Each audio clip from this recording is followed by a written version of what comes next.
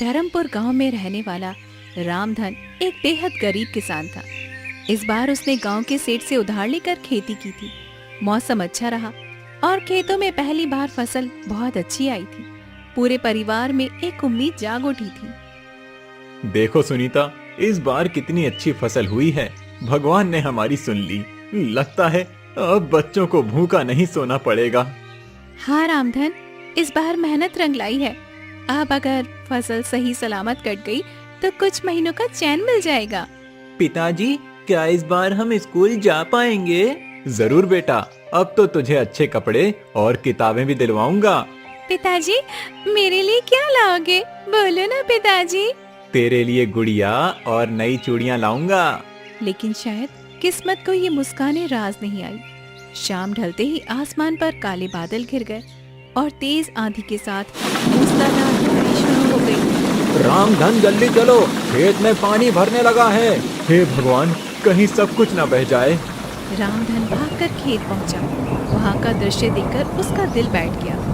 खेत पूरा पानी में भर चुका था और सारी फसल भी डूब चुकी थी। अब क्या बचा भगवान? सब कुछ खत्म हो गया। मेरी मेहनत, मेरी उम्मीद सब बह गई। अब बच्चों को क्या खिलाएंगे जी? घर में तो एक मुट्ठी अनाज भी नहीं बचा है। अगले दिन सुबह रामधन सेठ हरिराम के पास गया, जिसके पास से उसने कर्जा लिया था। उसे उम्मीद थी कि शायद सेठ थोड़ा सा समय दे देगा। सेठ जी, बारिश में सब कुछ बर्बाद हो गया। थोड़ी मोहलत दे दीजिए। अगली बार फसल होगी तो सारा कर्ज चुका दूंगा। तुम्हें अब कोई मोहलत नहीं मिलेगी रामधन। कागज के हिसाब से अब वो जमीन मेरी है। सेठ जी, वो मेरी पुश्तैनी जमीन है। आप ऐसा मत करिए। मुझे कागज से मतलब है, भावना से नहीं। अब वो जमीन मेरे नाम है और तुम लोग तुरंत उसे खाली कर दो। रामधन की जमीन भी चली गई और उसके पास अब कुछ भी नहीं बचा था। उसके पास अब ना तो खेत था, ना पैसा और न ही कोई आसरा। सुनीता, अब इस गांव में हमारे लिए कुछ नहीं बचा। चलो जंगल की ओर चलते हैं। शायद वहाँ कहीं से छुपाने की जगह मिल जाए। ठीक है रामधन, अब जैसी तुम्हारी मर्जी। और इसी के साथ एक गरीब किसान अपने टूटे सपनों को समेटे अपने परिवार को लेकर निकल पड़ा, अनजाने अंधेरे की ओर। सेठ ने उन्हें जमीन से भी निकाल दिया था और अब उनके पास न घर का ठिकाना था, न ही खाने के लिए कुछ था। रामधन का परिवार एक बार फिर सड़क पर था। बारिश अब रुक चुकी थी, लेकिन उनके जीवन की बरसात थमने का नाम ही नहीं ले रही थी। चलो सुनीता, अब पीछे मत देखो। जो हो गया उसे सोचने से कुछ नहीं होगा। अब घर नहीं बचा सुनीता, बस जिम्मेदारी बची है इन बच्चों की। इन्हें भूखा नहीं सोने दूंगा, चाहे मुझे कुछ भी करना पड़े। पिताजी, अब हम कहाँ जाएंगे? बेटा, अभी हम एक जगह चल रहे हैं। वहाँ शायद कोई बूढ़े बाबा रहते हैं, जंगल के किनारे पर। सुना है वो अच्छे इंसान हैं। मुझे बहुत भूख लगी है बाबू, मुझे खाना चाहिए। थोड़ा और चल ले बेटा, वहाँ पहुँचते ही कुछ इंतजाम कर लेंगे। रामधन का परिवार गांव से बाहर निकलकर जंगल की ओर बढ़ गया। उन्हें दूर से ही एक टूटी हुई कुटिया दिखाई दी। पास जाने पर देखा वहाँ पर एक बूढ़ा साधु अपनी धुनी रमाए बैठा था। बाबा प्रणाम, हम लोग बहुत मुसीबत में हैं। हमारे पास अब कुछ भी नहीं बचा। बेटा, तुम्हारे चेहरे पर ईमानदारी दिख रही है। तुम चाहो तो इस कुटिया में रह सकते हो। कुछ ज्यादा नहीं है, लेकिन सिर छुपाने की जगह मिल जाएगी। आपका धन्यवाद बाबा, भगवान आपको सुख दे। अब वही टूटी कुटिया उनका नया ठिकाना बन गई थी। अगले दिन सुबह रामधन जंगल में लकड़ी काटने निकला, ताकि बाजार में उसे बेचकर कुछ पैसे मिल जाए। सुनीता, मैं जंगल जा रहा हूँ, लकड़ियाँ काट कर लाऊंगा। फिर उसे बेचकर कुछ सब्जी लाएंगे बच्चों के लिए। जल्दी लौट आना, खाना भी बनाना है और बच्चों को भी कुछ खिलाना है जी। रामधन दिन भर जंगल में पसीना बहाकर लकड़ियां काटता रहा और शाम होते ही उन्हें लेकर बाजार की ओर गया। वहां उसे बहुत कम पैसे मिले, पर उसने कुछ आलू, प्याज और थोड़ा सा आटा खरीद लिया। ये लो सुनीता, कुछ खाने का सामान लाया हूँ। कुछ खास तो नहीं है, लेकिन बच्चों का पेट तो भर जाएगा। तुमने इतना सब किया रामधन, अब तुम हाथ मुंह धोकर बैठो तो मैं तुम्हारे लिए भी रोटियां सेक देती हूँ। माँ, क्या आज गुड़ नहीं आया? आज नहीं बिटिया, लेकिन हम कल जरूर से गुड़ लेकर आ जाएंगे। रात को सभी ने सूखी रोटियों के साथ उबली सब्जी खाई और पहली बार किसी को भी कोई शिकायत नहीं थी। सबकी आंखों में थकान थी, लेकिन उस थकान में भी एक उम्मीद छिपी थी। अब हर दिन ऐसा ही होगा। मैं मेहनत करूंगा और हम सब मिलकर आगे बढ़ेंगे। हमारे पास कुछ भी नहीं है, लेकिन हम एक साथ हैं, यही सबसे बड़ी बात है। कठिनाइयों का पहाड़ उनके सामने खड़ा था, लेकिन रामधन ने हार नहीं मानी। उसका सफर अभी लंबा था, लेकिन उसका इरादा सटीक था। रामधन अब रोज जंगल जाकर लकड़ियां काटता और शाम तक उसे बाजार में बेचकर जो भी मिलता उससे राशन लाता। बच्चों की आंखों में अभी भूख दिखती थी, लेकिन वो अब शिकायत नहीं करते थे। परिवार के लिए संघर्ष अब उनकी आदत बन गई थी। सुनिए जी, जल्दी लौट आइएगा, कल बहुत देर हो गई थी और बिटिया आपके बिना ही सो गई थी। हाँ सुनीता, जल्दी लौटूंगा। आज थोड़ी ज्यादा लकड़ियां लाऊंगा ताकि कुछ पैसे ज्यादा मिल जाएं। पिताजी, आज क्या गुड़ भी लाएंगे? जरूर बेटा, इस बार तेरे लिए गुड़ भी और माँ के लिए एक साड़ी का सपना भी लेकर आऊंगा। और मेरे लिए चूड़ियां। तुम्हारे लिए सबसे सुंदर चूड़ियां बिटिया, बस भगवान थोड़ा साथ दे। रामधन मुस्कुराते हुए जंगल की ओर निकल पड़ा, लेकिन आज वो हर रोज से थोड़ा आगे निकल गया। वो सोच रहा था कि जितना ज्यादा लकड़ी मिलेगा उतना ज्यादा ही अच्छा होगा। आज ज्यादा लकड़ी चाहिए, ज्यादा लकड़ी मतलब ज्यादा पैसा मतलब सबके चेहरे पर खुशी। पेड़ों की गहराइयों में वो इतना आगे निकल गया कि उसे पता ही नहीं चला कि वो कहाँ पहुँच गया है। दूर तक सिर्फ जंगल ही जंगल था। वहाँ पर कोई रास्ता दिखाई नहीं दे रहा था, न ही कोई आवाज थी। अरे, ये कौन सी जगह है? ये रास्ता तो रोज वाला नहीं लगता है कहीं गलत दिशा में आ गया। वो इधर उधर देखने लगा, लेकिन उसे कोई दिशा समझ नहीं आ रही थी। आसमान में बादल घिरने लगे थे और हल्की सी बारिश भी शुरू हो गई थी। हे भगवान, अब क्या करूं? जिस दिशा से आया था वो भी भूल गया। अब कोई रास्ता नहीं सूझ रहा। उधर झोपड़ी में सुनीता बार बार जंगल की ओर देख रही थी। सूरज ढल चुका था, लेकिन रामधन नहीं लौटा। आज बहुत देर हो गई है, अब तक तो वो रोज लौट आते हैं, आज इतनी देर क्यों हो गई है? माँ, पिताजी को कुछ हो तो नहीं गया? ऐसा मत बोल बेटा, वो ठीक होंगे, बस शायद ज्यादा दूर तक निकल गए होंगे। मुझे डर लग रहा है माँ। उधर रामधन थक कर एक पत्थर पर बैठ गया। उसकी आंखें नम हो गई, लेकिन फिर उसने हिम्मत जुटाई और आगे बढ़ा। तभी एक छोटी सी रोशनी दिखाई दी। वो क्या है? वहाँ कोई घर जैसा दिख रहा है या फिर कोई आग जला रहा है। चलो देखता हूँ। वो उस रोशनी की ओर बढ़ा और उसे एक अजीब सी गुफा दिखाई दी, जिसमें से पीली सी चमक आ रही थी। वो थोड़ा घबराया, लेकिन फिर अंदर गया। ये कैसी जगह है? सब कुछ सुनसान है, लेकिन यहाँ रोशनी कैसी? गुफा के अंदर वो जैसे ही आगे बढ़ा, उसे सामने एक अलग ही दुनिया दिखाई दी। वो एक गांव जैसा था, लेकिन वहाँ कोई इंसान नहीं था। पूरा गांव सोने के जैसा चमक रहा था। ये तो कोई सपना लग रहा है, मगर मैं तो जाग रहा हूँ। फिर ये क्या है? अचानक दो सिपाही आए और रामधन से बोले, तुम कौन हो और यहाँ कैसे आए? मेरा नाम रामधन है। मैं गरीब किसान हूँ, रास्ता भटक गया हूँ।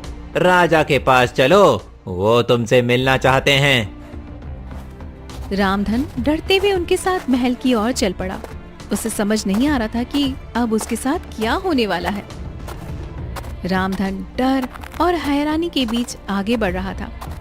सोने जैसे इस गांव में कोई आदमी दिखाई नहीं दे रहा था, लेकिन ये जगह किसी सपने जैसी लग रही थी। मैं कहीं सपना तो नहीं देख रहा हूँ। सब कुछ इतना चमकदार कैसे है? और ये लोग कौन हैं? सिपाही उसे महल के मुख्य दरवाजे तक ले गए।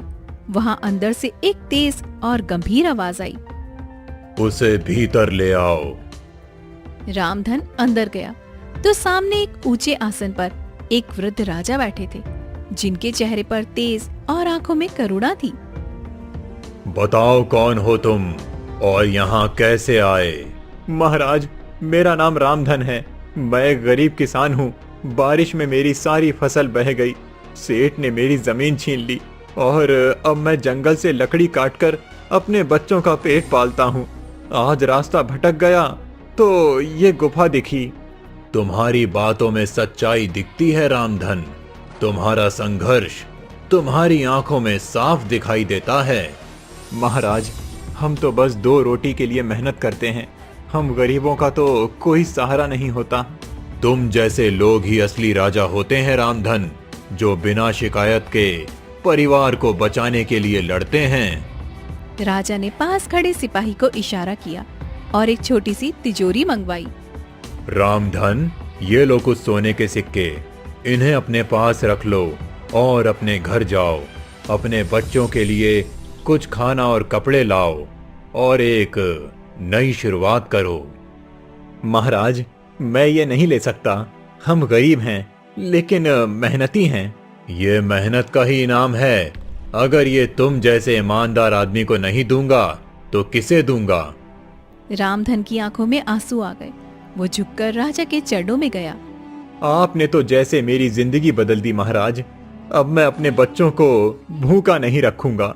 जाओ रामधन, लेकिन याद रखना, ये गांव सिर्फ उन्हीं को दिखाई देता है जो सच्चे दिल से मेहनत करता है और अपने स्वार्थ से ऊपर होते हैं। अगली सुबह रामधन इन सिक्कों को लेकर बाजार में गया। वहाँ से उसने खूब सारा राशन लिया, बच्चों के लिए नए कपड़े खरीदे और सुनीता के लिए एक रंगीन साड़ी खरीदी।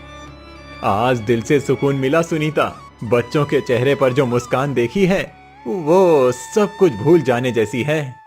अब लगता है जैसे हमारा भाग्य सच में बदल गया है, लेकिन इन सिक्कों से कर्ज चुकाना भी जरूरी है जी। रामधन उसी दिन सीधा सेठ हरिराम के घर पर गया। उसके हाथ में सिक्कों से भरी थैली थी। सेठ जी, ये लीजिए आपका कर्जा। पूरा चुका रहा हूँ। एक एक सिक्का मेहनत से आया है। रामधन, ये सब कैसे हुआ? अचानक तू इतना अमीर कैसे हो गया? कहीं चोरी तो नहीं की? सेठ जी, मैं गरीब हूँ, लेकिन चोर नहीं।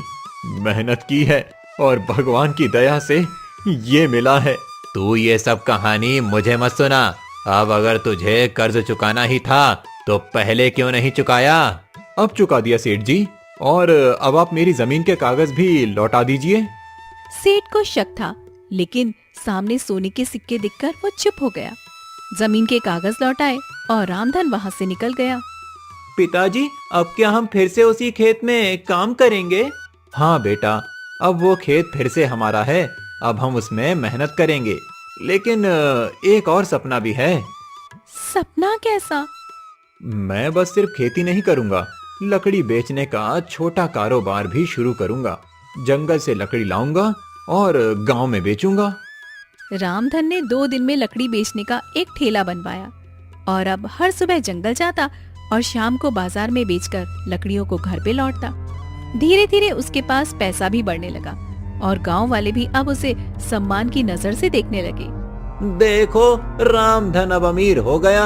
लगता है भगवान की कुछ खास कृपा हुई है इस पर। लेकिन सेठ हरिराम को चैन नहीं पड़ा। वो रोज सोचता कि आखिर रामधन के पास अचानक इतना धन कहाँ से आ गया है। उसने ठान लिया था कि अब वो इस रहस्य का पता लगाकर ही रहेगा। रामधन, अब मैं चुपचाप नहीं रहूंगा। मुझे भी देखना है ये पैसा आया कहाँ से। जरूर कोई राज है। एक दिन रामधन फिर से लकड़ी लेने जंगल गया और उसी रास्ते पर चला गया जिससे गुफा की ओर जाया जाता था। लेकिन पीछे पीछे सेठ भी छिपकर उसके पीछे आने लगा। आज फिर उसी रास्ते से जाऊंगा। राजा जी को धन्यवाद तो देना ही है। तो यही है रास्ता। तू यहीं से गया था, अब तो मैं भी तेरे पीछे पीछे चलूंगा। देखता हूँ क्या खेल है। कुछ ही दूर पर वो गुफा होगी। अब गुफा कहाँ है? दिखाई क्यों नहीं दे रही? लगता है किसी रहस्य में छुपा है सब। वो रही मेरी गुफा, वही जगह जहां मेरी तकदीर पलटी। तो तू यहीं आया था, अब मैं भी आऊंगा और जितना सोना मिलेगा सब मेरा होगा। हे भगवान, बस एक बार फिर उस राजा से मिलना हो जाए। अब तेरा भगवान नहीं, मेरा दिमाग चलेगा। मैं चुपचाप देखूंगा तू क्या करता है। राजा जी, क्या आप सुन रहे हैं? मैं फिर से आया हूँ। किससे बात कर रहा है ये? कोई है क्या भीतर? कौन हो तुम? मैं रामधन हूँ, राजा जी से मिलना है। ये आवाज कहाँ से आई? अंदर कोई सच में है? अंदर आओ, राजा जी तुम्हारी ही राह देख रहे हैं। हैं? ये लोग तो इसे जानते हैं पहले से। ये जरूर कोई बड़ा राज है। मैं बहुत आभारी हूँ राजा जी का, उन्होंने मेरे जीवन को रोशनी दी। अब बहुत देख लिया, अब मेरी बारी है। सेठ धीरे से गुफा की ओर बढ़ा। जैसे ही वो अंदर जाने लगा, एक तेज चमक प्रकट हुई और चारों ओर अंधेरा छा गया। रुको, कौन हो तुम? मैं सेठ हरिराम हूँ, मुझे भी राजा से मिलना है। तुम्हारे अंदर लालच की गंध है, राजा ऐसे लोगों से नहीं मिलते। मैं जानता हूँ रामधन को ये सब कैसे मिला। उसे उसकी ईमानदारी ने दिया और तुम्हें तुम्हारा लालच यहाँ से दूर ले जाएगा। नहीं, मैं भी वही चाहता हूँ जो उसे मिला। तुमने गरीबों की जमीन छीनी और अब उसे भी छीनना चाहते हो। ये जगह तुम्हारे लिए नहीं है। राजा के आदेश पर तुम्हें बंदी बनाया जाता है। नहीं, ये अन्याय है। मैं कुछ नहीं कर रहा था। तुम्हारी सजा तुम्हारे कर्मों से तय हुई है। सेठ को सैनिक पकड़कर अंधेरे में ले गए और गुफा फिर से शांत हो गई। राजा जी, आपने इंसाफ किया। वो आदमी दूसरों की तकदीर चुराता था और तुम दूसरों के लिए मेहनत करते हो। जाओ रामधन, अब तुम अपने जीवन में हमेशा सुरक्षित रहोगे। धन्यवाद राजा जी, मैं कभी आपके विश्वास को नहीं तोड़ूंगा। रामधन गुफा से बाहर निकला और अब उसके चेहरे पर संतोष था, लेकिन साथ ही मन में एक सवाल भी था। क्या ये रहस्य कभी किसी और को भी दिखेगा या सिर्फ उन्हीं को जिनका दिल सच्चा होता है? अब रामधन के पास सब कुछ था, लेकिन वो फिर भी उसी सादगी से जीता रहा। आज सब कुछ साफ हो गया। सेठ का लालच उसका अंत बना और ईमानदारी मेरी ताकत। तुम आज जल्दी लौट आए जी, सब ठीक तो है ना? सब ठीक है सुनीता, अब कोई डर नहीं रहा। राजा जी ने सब देख लिया और न्याय भी दिया। पिताजी, सेठ कहाँ गया अब? जहाँ ऐसे लोगों को जाना चाहिए वहाँ गया बेटा। आप क्या करने का सोच रहे हो आप? अब गांव में छोटा सा व्यापार शुरू करूंगा। लकड़ी और कोयले का एक गोदाम खोलूंगा और गांव के लोगों को भी काम दूंगा। अगले दिन से रामधन ने एक छोटी सी दुकान किराए पर ले ली। कुछ लकड़ियां जंगल से लाकर वहां पर बेचना शुरू किया। लोगों को अच्छा सामान मिला और रामधन को मेहनत की इज्जत मिलने लगी। रामधन भाई, तुम्हारा माल तो बढ़िया होता है। अब हमें बाहर नहीं जाना पड़ता। और भाव भी ठीक देते हो, दिल से व्यापार करते हो। हम तो सबके हैं भाई। जब हम भूखे थे तब भी गांव हमारे साथ था। अब हम थोड़ा कुछ कर सकें तो वही सबसे बड़ी बात है। गांव में अब लोग रामधन को सम्मान से देखने लगे। जो कभी सबसे नीचे था, अब सबसे ऊपर बैठा करता था, लेकिन फिर भी जमीन से जुड़ा हुआ था। तुमने सब कुछ सच में संभाल लिया रामधन, मैं बहुत खुश हूँ तुम्हारे लिए। नहीं सुनीता, भगवान ने हम पर भरोसा किया और हमने उस भरोसे को निभा दिया। कोई है बाहर, देखूं? इस वक्त कौन हो सकता है जी? कौन है भाई? रामधन जी, आप ही हैं? हाँ, कहिए। मैं राजा जी का दूत हूँ। उन्होंने आपको एक संदेश भेजा है। राजा जी का संदेश मेरे लिए? हाँ, उन्होंने आपको बुलाया है। उन्हें आपसे कुछ खास बात करनी है। किस लिए बुलाया है? क्या बात हुई है? सब ठीक तो है ना? मुझे बस इतना कहा गया है कि रामधन को तुरंत लेकर आना है। ठीक है, मैं सुबह चलता हूँ। नहीं, आप अभी चलिए, मैं साथ हूँ, रास्ता सुरक्षित है। ठीक है, बच्चों का ध्यान रखना सुनीता। पिताजी, जल्दी लौट आना। रामधन बिना सवाल किए दूत के साथ निकल पड़ा। रात के अंधेरे में उसकी चाल धीमी थी, लेकिन मन में विश्वास था। राजा जी इंतजार कर रहे हैं, अंदर आइए। राजा जी ने रात में बुलाया है, जरूर कोई जरूरी बात होगी। आओ रामधन, बैठो। प्रणाम महाराज, आपने मुझे याद किया? रामधन, हम कई दिनों से देख रहे हैं, तुमने जिस तरह से जिंदगी को फिर से खड़ा किया है वो बहुत प्रेरणादायक है। महाराज, आपने जिस दिन मदद की उसी दिन मेरी किस्मत बदली। हमारे पास अब ज्यादा उम्र नहीं बची और कोई वारिस भी नहीं है। हम चाहते हैं कि तुम हमारे उत्तराधिकारी बनो। मैं राजगद्दी पर बैठूं? ये कैसे संभव है?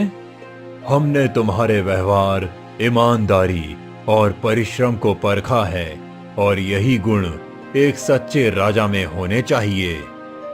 मुझे सोचने का समय दीजिए महाराज। तुम्हें कल सुबह तक का समय देते हैं, फैसला सोच समझकर कर लेना। रामधन महल से बाहर निकला। उसके मन में सवालों की बाढ़ थी, लेकिन साथ ही एक नई उम्मीद भी थी। रामधन, क्या फैसला किया तुमने? महाराज, मैं रात भर सोचता रहा। ये गद्दी एक जिम्मेदारी है। मैंने कभी इसका सपनों में भी नहीं सोचा था, लेकिन अगर आप मुझे योग्य मानते हैं तो मैं ये जिम्मेदारी स्वीकार करता हूँ। तुम्हारा ये उत्तर ही साबित करता है कि तुम इसके लायक हो। मैं वादा करता हूँ कि मैं हमेशा गरीबों के साथ खड़ा रहूंगा, किसी के साथ अन्याय नहीं होने दूंगा। महाराज रामधन को राजसी वस्त्र पहनाए जाएं। रामधन को नया वस्त्र पहनाया गया, उसके माथे पर राज तिलक किया गया और उसे सिंहासन पर बैठाया गया। रामधन, क्या ये सच में सपना है? नहीं सुनीता, ये भगवान की मर्जी है। अब हम भूखे नहीं सोएंगे, बल्कि दूसरों की भूख मिटाने की जिम्मेदारी लेंगे। अब मैं राजा का बेटा हूँ। नहीं बेटा, तुम जनता के सेवक के बेटे हो। हम राजा नहीं, सेवक बनकर जिएंगे। धर्मपुर गांव के उसी गरीब किसान ने, जो बारिश में सब कुछ खो चुका था, आज अपने संघर्ष से राजमहल तक का सफर तय किया था उसने। जिस राजा ने लकड़ी काट कर बच्चों को पाला, वही सही मायनों में जनता का राजा होता है। रामधन ने न तो अमीरी को घमंड बनने दिया, न गरीबी को शर्म। उसने हर परिस्थिति को स्वीकार किया और मेहनत से अपनी तकदीर लिख दी।